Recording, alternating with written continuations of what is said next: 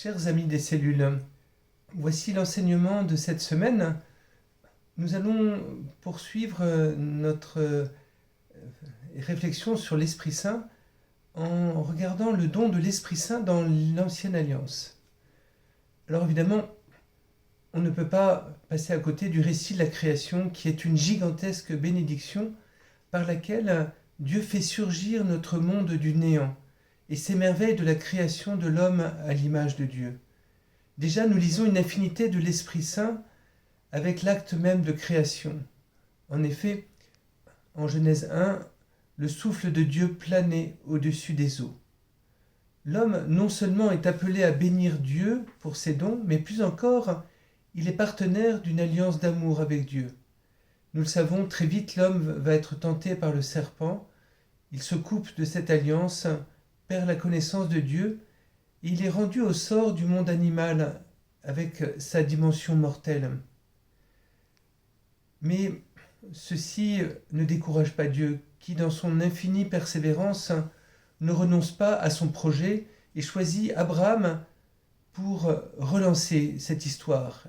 Il fait alliance avec lui et lui fait une promesse qui aura une postérité extraordinaire, promesse d'une descendance et d'une terre promise.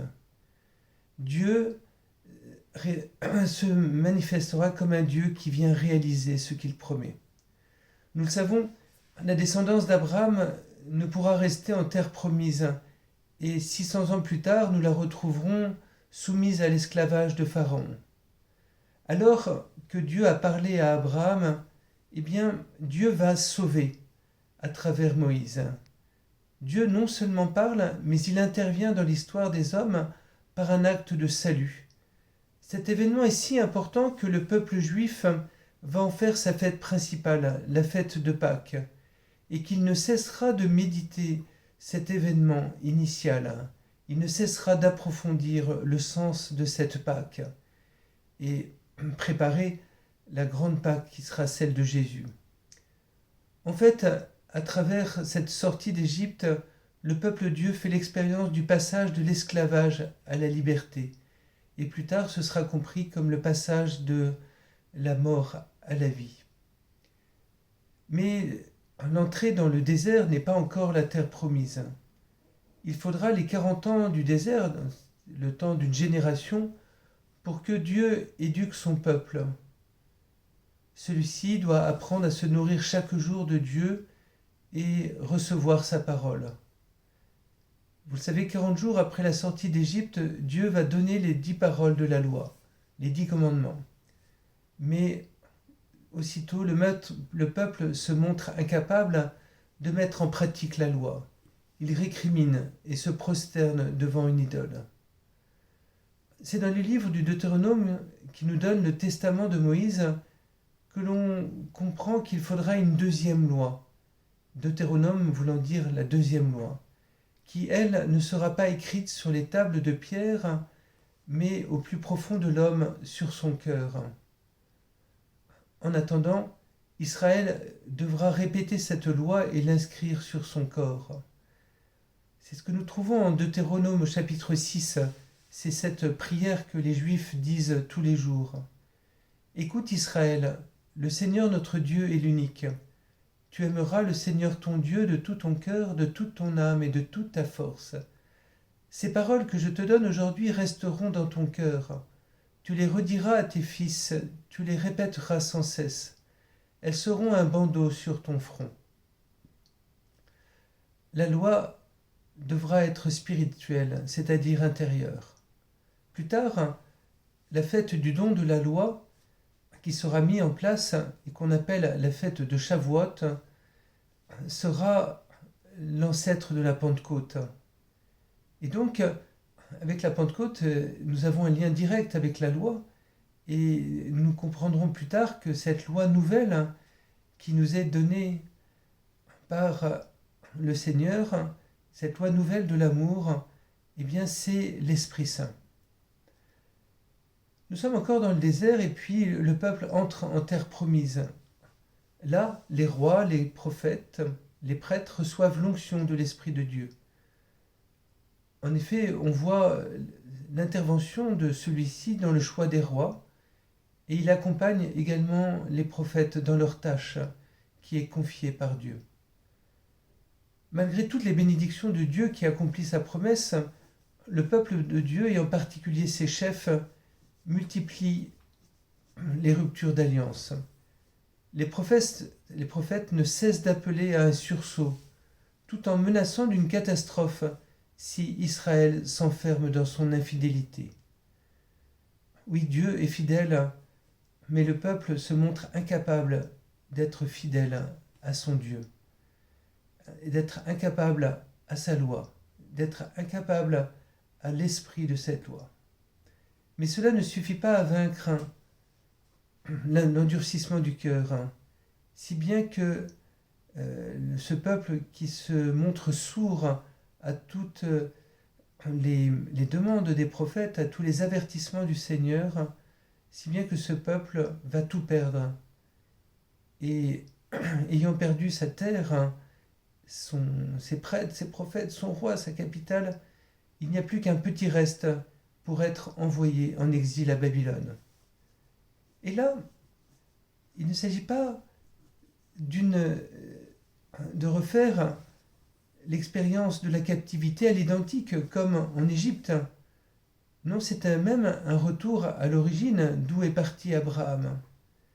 Là, le peuple est confronté à l'expérience non seulement d'un retour à la case départ, mais d'une mort profonde. Finalement, c'est tout qui s'effondre. C'est un échec sanctionné par l'équivalent d'une mort. Mais c'est au cœur même de cette traversée de la mort que Dieu va montrer qu'il peut rester fidèle à l'alliance. Que là où l'homme fait capoter cette alliance, là où l'homme est incapable de fidélité, là où l'homme va vers la mort, eh bien Dieu, dont la fidélité est au-delà du péché de l'homme, Dieu va pouvoir faire naître une espérance inouïe. Non seulement Dieu va faire revenir son peuple en terre promise dans un nouvel exode, mais en plus ce retour annonce bien plus que cela. Ce n'est pas simplement pour rafistoler une alliance qui a été rompue, mais c'est parce que Dieu annonce une nouvelle alliance, une alliance nouvelle et éternelle, qui passera par une nouvelle création. Et là, Dieu donnera un cœur nouveau et un esprit nouveau aux hommes. Écoutons ce magnifique texte d'Ézéchiel qui est si fondateur. Ce texte que nous entendons dans la liturgie, mais peut-être nous sommes tellement habitués que nous finissons par passer à côté de son importance. Je répandrai sur vous une eau pure et vous serez purifiés. De toutes vos souillures, de toutes vos idoles, je vous purifierai. Je vous donnerai un cœur nouveau. Je mettrai en vous un esprit nouveau. J'ôterai de votre chair le cœur de pierre. Je vous donnerai un cœur de chair. Je mettrai en vous mon esprit. Je ferai que vous marchiez selon mes lois, que vous gardiez mes préceptes et leur soyez fidèles. Vous habiterez le pays que j'ai donné à vos pères. Vous serez mon peuple et moi je serai votre Dieu. Cette dernière phrase, c'est la formule de l'alliance, cette formule de la communion d'alliance entre Dieu et son peuple. Jérémie va ajouter à cette prophétie d'Ézéchiel que cette loi sera tout intérieure. Je mettrai ma loi au plus profond d'eux-mêmes. Je l'inscrirai sur leur cœur. Annonce donc d'un retour en terre promise. Cette annonce va de pair avec la prophétie d'Isaïe, qui annonce le don par Dieu d'un roi qui sera oint de l'Esprit de Dieu avec ses 7 dons. Un rameau sortira de la souche de Jessé. Là nous sommes en Isaïe 11, versets 1 à 3. Un rameau sortira de la souche de Jessé, père de David. Un rejeton jaillira de ses racines. Sur lui reposera l'Esprit du Seigneur, esprit de sagesse et de discernement, esprit de conseil et de force, esprit de connaissance et de crainte du Seigneur. Ce Messie sera donc consacré par l'Esprit. C'est lui qui annoncera l'entrée, c'est lui qui fera entrer dans la nouvelle et éternelle alliance. Nous avons en Isaïe au chapitre 61, versets 1 et 8, « L'Esprit du Seigneur Dieu est sur moi, parce que le Seigneur m'a consacré par l'onction. Il m'a envoyé annoncer la bonne nouvelle aux humbles, guérir ceux qui ont le cœur brisé, proclamer aux captifs leur délivrance, aux prisonniers leur libération. Je conclurai avec eux une alliance éternelle. » On le voit, cette onction qui fera le roi, et qui fera que le roi sera complètement loin de l'Esprit de Dieu, habilite aussi ce roi pour cette œuvre de renouveau, cette œuvre de guérison et de pardon, cette œuvre de délivrance.